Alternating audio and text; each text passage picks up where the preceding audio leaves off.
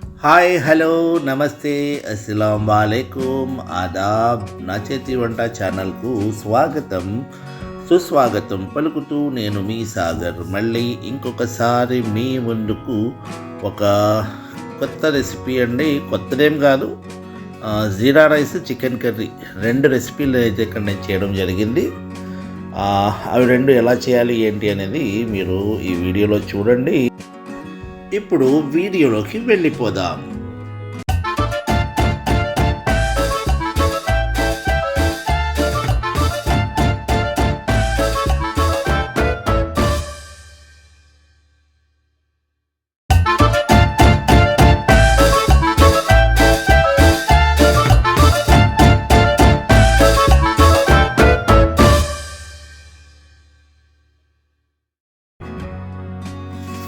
ఇక్కడ నేను ఒక 2.5 కిలో చికెన్ అయితే తీసుకున్నాను. ఇది శుభ్రం చేసి పక్కన పెట్టుకుంటున్నానండి. మనము సుమారు ఒక 10 మంది తినడానికి అన్నట్టు చేసుకుంటున్నాము. అలాగే ఇక్కడ 2.5 కిలో రైస్ని కూడా తీసుకున్నాను. ఇది 10 నుంచి సుమారు 14-15 మంది దాకా తినేయగలరు. ఇక్కడ చూడండి, రైస్ కూడా కడిగేసి నానబెట్టి పక్కన పెట్టుకుంటున్నాను. ఫస్ట్ మనము రైస్ అయితే చేసేసుకుందాము. ఇక్కడ స్టవ్ వెలిగించుకుంటున్నాను నేను. స్టవ్ వెలిగించుకొని ఒక ప్యాన్ అయితే పెట్టేసుకున్నాను. ఒక 200 కేజీలు వండుకునే విధంగా సరిపోయేటట్టుగా పెట్టుకున్నాను. అందులో ఒక 400 గ్రాముల ఆయిల్ని అయితే ఇక్కడ నేను వేశాను. ఆయిల్ ఏదైతే ఉందో అది వేడెక్కుతుంది. ఆయిల్ బాగా వేడెక్కిన తర్వాత మనం చాలా సింపుల్గా జీరా రైస్ ఏదైతే ఉందో అది చేద్దామండి. ఇంట్లో ఉల్లిపాయలు, పుదీనా అటువంటి ఏమి ఉండవు, టమాటాలు ఏమి ఉండవండి. జస్ట్ గరం మసాలాకి సంబంధించిన మసాలా దినుసులు ఉంటాయి కదా, అవి 3 గ్రామ్స్ చొప్పున తీసుకున్నాను. లవంగాలు, యాలక్కాయలు, దాల్చిన చెక్క, పెద్ద యాలక్కాయలు తీసుకోవడం జరిగింది. ఇక్కడ 3 గ్రాములు చొప్పున అవి బాగా వేడెక్కిన నూనెలోనైతే ఇక్కడ వేసేసాను నేను. అలాగే ఒక 20 గ్రాముల జీలకర్ర, ఎందుకంటే మనం వండుతున్నది జీరా రైస్ కనుక జీలకర్ర కాస్త ఎక్కువ వేసుకోండి. అది కూడా చిట్టపట్టలాడేసింది. ఆ తర్వాత ఏమో పచ్చిమిర్చి వేసుకున్నాను ఒక 7 నుంచి 8. మీకు కారం ఎక్కువ కావాలంటే ఇంకా ఎక్కువ వేసుకోండి, ప్రాబ్లం ఏమీ లేదు. నేను జస్ట్ సింపుల్గా ఉండాలన్న ఉద్దేశంతో ఇక్కడ 7 పచ్చిమిర్చి వేసుకున్నాను. ఆ తర్వాత ఒక 2 టేబుల్ స్పూన్ల అల్లం వెల్లుల్లి పేస్ట్ అయితే ఇక్కడ వేసాను. ఆయిల్ బాగా వేడెక్కిపోయి ఉందండి. ఇంకోండి, ఏదైతే మసాలాలు వేసానో అవన్నీ వెంటనే అయిపోయినాయి. ఆ తర్వాత నీళ్లు వేసేసుకున్నాను అన్నమాట. ఒక 4 లీటర్ల నీళ్ళని అయితే నేను ఇక్కడ వేసుకోవడం జరిగింది. 1కి 1.5 చెప్పున నీళ్లు నేను ప్లాన్ చేసుకున్నాను. నేను సింపుల్గా మామూలు ఇంట్లో మనం వాడుకునే రైస్ తోటే చేసేస్తున్నాను అన్నమాట. కనుక మీరు రైస్ని బట్టి వాటర్ ప్లాన్ చేసుకోండి. చేసుకుంటే కనుక తప్పకుండా మీకు పర్ఫెక్ట్గా ఈ జీరా రైస్ ఏదైతే ఉందో రెసిపీ వస్తుంది. నేను ఒక 200 కేజీలకి 4 లీటర్ల నీళ్ళని అయితే ఇక్కడ వేయడం జరిగింది. ఇక చూడండి, అంతే, మన జీరా రైస్ రెడీ అయిపోతున్నట్టేనమాట. ఇప్పుడు ఎసరు వచ్చేస్తే రైస్ వేసేద్దాము. వేసేస్తే మన జీరా రైస్ పూర్తి అయిపోతుంది. అయితే అంతకన్నా సాల్ట్ వేసుకోవాలి కదా. సాల్ట్ని అయితే ఇక్కడ నేను రుచికి సరిపడగా వేసేసాను. ఏదైతే మన వాటర్ వేసిన ఈ ప్యాన్ ఉందో అందులో సాల్ట్ కూడా వేసేసుకున్నాను. 2 ఎసరు వచ్చేస్తుంది. ఇప్పుడు 2 ఎసరు వచ్చేసింది. ఇందులో ఏదైతే మనము నానబెట్టుకొని పెట్టుకున్న రైస్ ఉన్నాయో ఆ రైస్ని వాటర్ తీసేసి ఇక్కడ వేసేసుకుందాము. వేసేసుకున్న తర్వాత మనకి ఏదైతే రైస్ ఉన్నాయో సమానంగా ఉడికిపోతాయండి. ఉడికిపోతే మన జీరా రైస్ ఏదైతే ఉందో అది రెడీ. చాలా సింపుల్గా జీరా రైస్ని అయితే ఇక్కడ చేయడం జరిగింది. ఇది చాలా సాఫ్ట్గా కూడా ఉంటుంది తినడానికి. ఎందుకంటే దీంట్లో మసాలాలు ఏమీ ఉండవు. అలాగే మీకు అరుగుదల కూడా జీరా రైస్ బాగా అరుగుతుంది. ఎంత తిన్నా కూడా మీరు ఏదో హెవీగా తిన్నట్టుగా ఏమీ ఉండదన్నమాట. ఉప్పు కూడా కాస్త తగ్గింది, మళ్ళీ రుచి చూసుకుని వేసేసుకున్నాను. అంతేనండి. మనం ఇప్పుడు దమ్మకు పెట్టేసుకుందాం దీన్ని. ఇప్పుడు చూడండి, రైస్ బాగా పైకి వచ్చేసి చూసారా ఇక్కడ. ఈ మూమెంట్లో మనము దమ్ముకు పెట్టేసుకునే టైం వచ్చేసింది. ఈ టైంలో జస్ట్ ఫ్లేవర్ గురించి ఇక్కడ కొత్తిమీరని అయితే ఒక 100 గ్రాముల కొత్తిమీరని నేను ఈ రైస్లో వేశాను. ఈ విధంగా మీరు ఈ టైంలో వేసుకుంటే దీని యొక్క కొత్తిమీర యొక్క ఫ్లేవర్ ఏదైతే ఉందో అది రైస్లో సజీవంగా ఉంటుంది కనుక మీరు తిన్నప్పుడు ఆ కొత్తిమీర యొక్క ఫ్లేవర్ కూడా మీకు వస్తుందన్నమాట తింటున్నప్పుడు. కనుక ఈ టైంలో వేసుకోవాలి. మనం ముందే వేసేసుకుంటే కొత్తిమీర ఉడికిపోయి దాంట్లో కలిసిపోద్ది, కనపడదు. మనం ఇక్కడ దమ్ము పెట్టేసుకుంటున్నాను చూడండి. పెనం పెట్టేశాను. పెనం పైన పెట్టేసి ఒక సిమ్ కన్నా కాస్త లో ఫ్లేమ్లో పెట్టుకొని ఒక 20 నిమిషాల పాటు దమ్ పెట్టేస్తే మన జీరా రైస్ ఏదైతే ఉందో అది రెడీ అయిపోతుంది. ఇదిగోండి ఇక్కడ మన జీరా రైస్ ఏదైతే ఉందో అది రెడీ అయిపోయింది. ఇప్పుడు మనం చేస్తున్న ఈ 2 వంటల్లో ఫస్ట్ వంట ఏదైతే ఉందో ఇది పూర్తి అయిపోయింది. జీరా రైస్ ఇక్కడ చూడండి ఎంతో పొడి పొడిగా సూపర్గా రైస్ ఇది మనకు వచ్చింది. చాలా టేస్టీగా కూడా ఉంటుంది రైస్. చాలా బాగా వచ్చింది రైస్. ఇప్పుడు మళ్ళీ మనం స్టవ్ వెలిగించుకొని అదే స్టవ్ మీద ఇంకొక ప్యాన్ అయితే పెట్టేసుకున్నాము.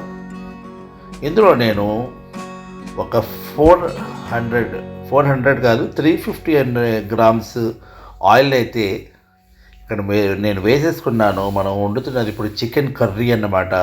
చాలా టేస్టీగా ఉంటుంది. సింపుల్గా మనం చికెన్ కర్రీ కూడా చేసుకుందాము. అంటే ఇక్కడ 400 గ్రామ్స్ ఆనియన్స్ ఏదైతే ఇక్కడ నేను తీసుకున్నాను అవి ఆయిల్ వేడెక్కిన తర్వాత దీంట్లో వేసేస్తున్నాను. ఆనియన్స్ చాప్ చేసేసాను అన్నమాట చాపర్లో. అందుగురించి చిన్నగా ఉన్నాయి, ఎందుకంటే మనకి షేర్వాలో బాగా కలిసిపోతాయి. చాలా బాగుంటుంది. ఇలా చేసుకోండి, మీరు చాప్ చేసుకొని వేసుకోండి. అంటే కోసి వేస్తే కాస్త మీకు ఆనియన్స్ పెద్దగా అనిపిస్తాయి కదా, అట్లా కాకుండా చాప్ చేసేసిన ఆనియన్స్ ఆయిల్లోనేసి ఇక్కడ వేసేసాను. ఇవి ఫ్రై అవుతున్నాయి ఇక్కడ మస్తుగా. మనం వండుతున్నది 2.5 కేజీల రైసు, అలాగే 2.5 కేజీల చికెన్. మనకి 10 నుంచి 15 మంది చాలా బాగా తినగలరు. అయితే ఇక్కడ ఉల్లిపాయలు చాప్ అయిపోయినాయి. అందులో ఫస్ట్ నేను ఇక్కడ ఏం చేస్తున్నానంటే చికెన్ వేసేస్తున్నాను చూడండి.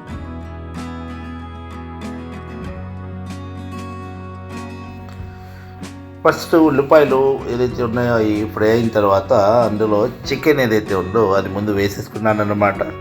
ఈ విధంగా చికెన్ వేసుకోవడం వల్ల చికెన్ పీసెస్ మీకు విడిపోకుండా ఉంటాయి. ఎందుకంటే మనం ఇక్కడ ఆయిల్లో చికెన్ని కూడా ఫ్రై చేసేస్తున్నాం అన్నమాట. వాటర్ ఏదైతే ఉందో చికెన్లో తగ్గిపోయి ముక్కలు బాగా టైట్ అయిపోతాయి అన్నమాట. ఇదే మూమెంట్లో ఇక్కడ టైట్ అయిపోతాయి. ఈ విధంగా మీరు చికెన్ ముందే వేసేసుకుంటే కనుక కర్రీ కాస్త 2 కేజీల కర్రీ కాబట్టి చికెన్ ముక్కలు విడిపోకుండా కరెక్ట్గా మన కంటికి కనిపిస్తాయి, అలాగే తినడానికి కూడా అనుకూలంగా ఉంటాయి. ఇదిగోండి ఇక్కడ నేను ఇప్పుడు సాల్ట్ వేసేసుకున్నాను చికెన్కి సరిపడగా. ఆ తర్వాత పచ్చిమిర్చి వేసానండి, ఒక 8 పచ్చిమిర్చి. మీకు ఎక్కువ కావాలంటే ఎక్కువ వేసుకోండి. ఇప్పుడు ఇక్కడ ఒక 2 టీ స్పూన్ల పసుపునైతే ఇక్కడ నేను వేసుకోవడం జరిగింది ఈ మూమెంట్లో. ఆ తర్వాత ఒక 4 టేబుల్ స్పూన్ల అల్లం వెల్లుల్లి పేస్ట్ని అయితే ఇక్కడ నేను వేశాను. ఇదన్నీ కూడా మళ్ళీ కలుపుతున్నాను. ఇక్కడ మనం ఇప్పటి వరకు కూడా వాటర్ వేయలేదు. జస్ట్ చికెన్లో ఏదైతే వాటర్ రిలీజ్ అయిందో అదే వాటర్ తోటి ఇక్కడ వంట జరుగుతుందన్నమాట. చూడండి ఆయిల్ విడిపోయింది. ఈ మూమెంట్లో కారం వేసాను చూడండి. ఒక 7 నుంచి 8 టేబుల్ స్పూన్ల కారం వేసాను. మీకు ఎక్కువ కావాలంటే ఎక్కువ వేసుకోండి. ఇప్పుడు కారం వేసిన తర్వాత బాగా కలుపుతున్నాను. మనం ఇంకా వాటర్ వేయలేదు, మీరు గుర్తుపెట్టుకోండి. ఇక్కడ జస్ట్ చికెన్ మనం ఆయిల్లో ఫ్రై చేసేసి మసాలాలన్నీ వేసుకుంటూ ముందుకెళ్తున్నాము. ఈ విధంగా మీరు చికెన్ చేసుకుంటే కనుక చాలా సూపర్గా వస్తుంది టేస్ట్. మనం ముందే వాటర్ వేసేస్తే ఈ ముక్కలు ఏదైతే ఉన్నాయో అవి విడిపోతాయి అన్నమాట. ముక్కలు ఆ విధంగా విడిపోకుండా మనం జాగ్రత్తగా ఈ చికెన్ అయితే చేయడం జరుగుతుంది ఇక్కడ.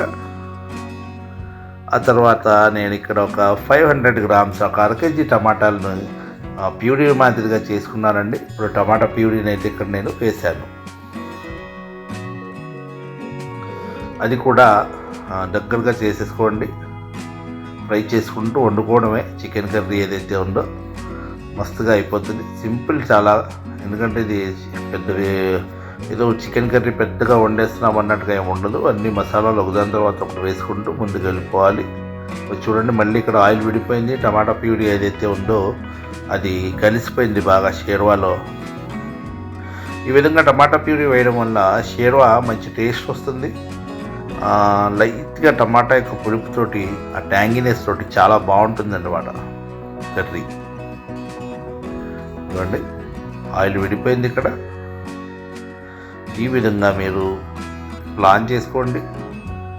చాలా సూపర్ టేస్ట్ కర్రీ మనకి ఇది రెడీ అవుతుంది. ఇక్కడ మనం జీరా రైస్ ప్లస్ చికెన్ కర్రీ వండుతున్నాం అన్నమాట. జీరా రైస్ మన వంట ముందు ఏదైతే ఉందో అది పూర్తి చేశాను కదా. ఇప్పుడు చికెన్ కర్రీ కూడా రెడీ అవుతుంది. చూడండి, ఇక్కడ కలర్ గురించి ఇక్కడ 2 టేబుల్ స్పూన్ల కాశ్మీరీ రెడ్ చిల్లీ పౌడర్ని అయితే ఇక్కడ నేను వేయడం జరిగింది. దీనివల్ల మీకు కర్రీలో మంచి కలర్ వస్తుందన్నమాట. ఈ విధంగా కాశ్మీరీ రెడ్ చిల్లీ కూడా మీరు ప్లాన్ చేసుకుంటే మంచి కలర్ఫుల్ కర్రీ ఏదైతే ఉందో అది మీకు అందుతుంది, వస్తుంది. అన్నీ కూడా జస్ట్ మనం కలుపుకుంటూనే ఉన్నాం. ఇప్పటి వరకు నీళ్ళని అయితే వేయలేదు. ఈ మూమెంట్లో ఒక 300 ml కర్డ్ పెరుగునైతే ఇక్కడ నేను వేశాను. పెరుగు కూడా మీకు షేర్వాకి మంచి టేస్ట్ని ఇస్తుంది. చాలా బాగుంటుంది అన్నమాట పెరుగు వేసుకుంటే. ఈ విధంగా మీరు పెరుగు కూడా వేసుకోండి. ఉప్పు కాస్త తగ్గింది, ఇక్కడ వేసేసుకున్నాను నేను సమానంగా.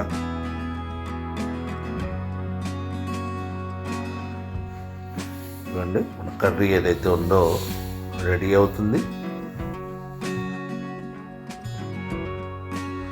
ఈ మూమెంట్లో ఇక్కడ నేను కర్రీలో ఒక 250 గ్రాముల పచ్చిశనగపప్పు ఉడకబెట్టి పెట్టుకున్నాను పక్కన.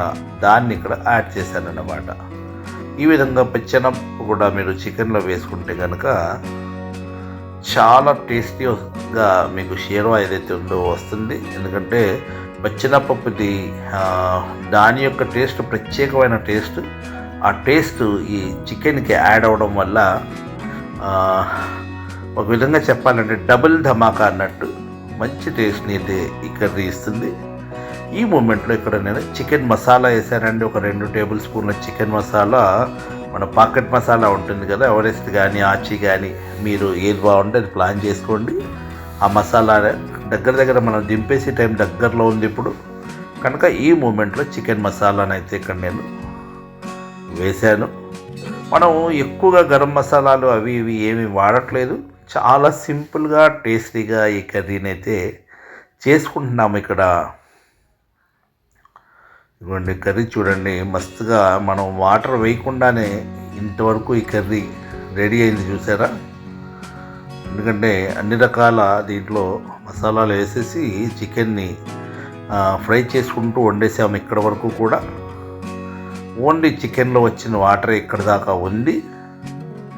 అయితే ఈ మూమెంట్లో మీరు వాటర్ ఎంత కావాలి అనేది చూసుకొని వేసుకోండి. ఎక్కువగా ఉండి జనం ఎక్కువ ఉన్నారనుకుంటే కాస్త షేర్వా పలుచగా పెట్టుకొని ఆ కన్సిస్టెన్సీ ఏదైతే మీకు కావాలో ఆ కన్సిస్టెన్సీ ప్రకారం వాటర్ ప్లాన్ చేసుకోండి. ఈ మూమెంట్లో నేను ఇక్కడ కొత్తిమీర కూడా వాటర్ వేసిన తర్వాత వేసేసాను. ఇక్కడ నుంచి ఒక 10-15 నిమిషాలు మనం సిమ్ మీద వండేసి దింపేసుకోవచ్చు. ఎందుకంటే ఆల్రెడీ కర్రీ రెడీ అయిపోయిందంటే మళ్ళీ మ్యాక్సిమమ్ వాటర్ కూడా మనకు కావాల్సినంత ఇక్కడ వేసేసుకున్నాం. లాస్ట్లో ఆ వాటర్ తోటి ఒక 10-15 నిమిషాల పాటు మూత పెట్టేసి వండేసుకుంటే మన చికెన్ కర్రీ ఏదైతే ఉందో అది రెడీ అయిపోతుందన్నమాట. మూత పెట్టేసాను ఇక్కడ. చూడండి, మూత తీసిన తర్వాత దీని పరిస్థితి ఇది. కర్రీ రెడీ అయిపోయింది. కనుక మీరు ఇలాంటి కొత్త వంటలు ఏదైతే ఉన్నాయో అవన్నీ చూడడానికి నా ఛానల్ నా చేతి వంటని సబ్స్క్రైబ్ చేసుకోవాలి కొత్త వాళ్ళు. అలాగే పాత వాళ్ళు ఎవరైతే ఉన్నారో వాళ్ళు షేర్ చేస్తూ నన్ను ముందుకు తీసుకెళ్తే తప్పకుండా ఇలాంటి కొత్త వంటలతో కొత్త రకాలతో మీ ముందుకు ఎప్పుడు వస్తూనే ఉంటాను నేను. కనుక నా ఛానల్ తప్పకుండా చూస్తూ ఉండండి. Thank you very much. షబ్బా ఖైర్.